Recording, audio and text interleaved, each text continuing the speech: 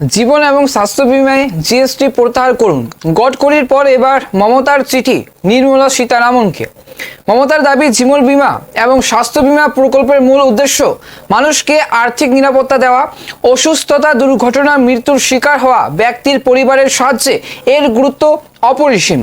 জীবন বীমা এবং স্বাস্থ্য বীমার যে প্রিমিয়াম থেকে জিএসটি প্রত্যাহারের দাবি জানিয়ে কেন্দ্রীয় অর্থমন্ত্রী নির্মলা সীতারামনকে চিঠি পাঠালেন মুখ্যমন্ত্রী মাননীয় মমতা বন্দ্যোপাধ্যায়। চিঠিতে তিনি লিখেছেন, নতুন কর কাঠামোর অন্তর্গত আয়কর আইনের যে ৮০ এবং ৮০ ধারা অনুযায়ী জীবন বীমা এবং স্বাস্থ্য বীমার উপর 18% জিএসটি দিতে হয়। এই ব্যবস্থা জনবিরোধী।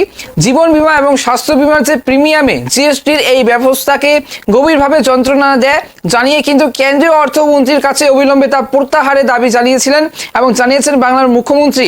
এবং চিঠিতে তিনি লিখেছেন, জীবন বীমা এবং স্বাস্থ্য বীমা প্রকল্পের মূল উদ্দেশ্য হলো মানুষকে আর্থিক নিরাপত্তা দেওয়া। অসুস্থতা, দুর্ঘটনা, মৃত্যুর মতো অনাকাঙ্ক্ষিত সেই পরিস্থিতির শিকার যে হওয়া ব্যক্তির পরিবারের সাহায্যে এই ধরনের বীমার গুরুত্ব অপরিসীম।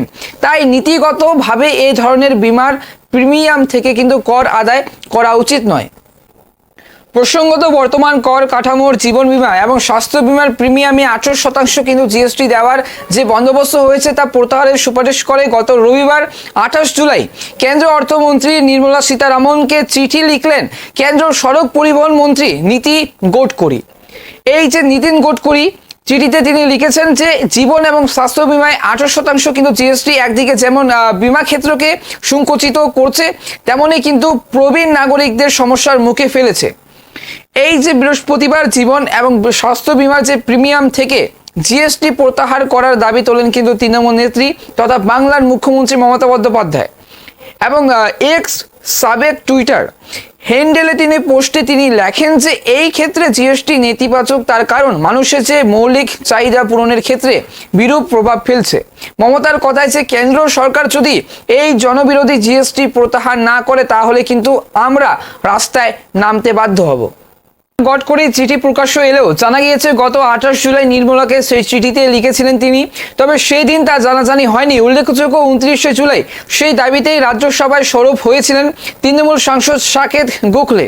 বৃহস্পতিবার রাজ্যসভার অধিবেশনে বিষয়টি কিন্তু উত্থাপন করেন তৃণমূল আর এত সাংসদ দোলা সেন।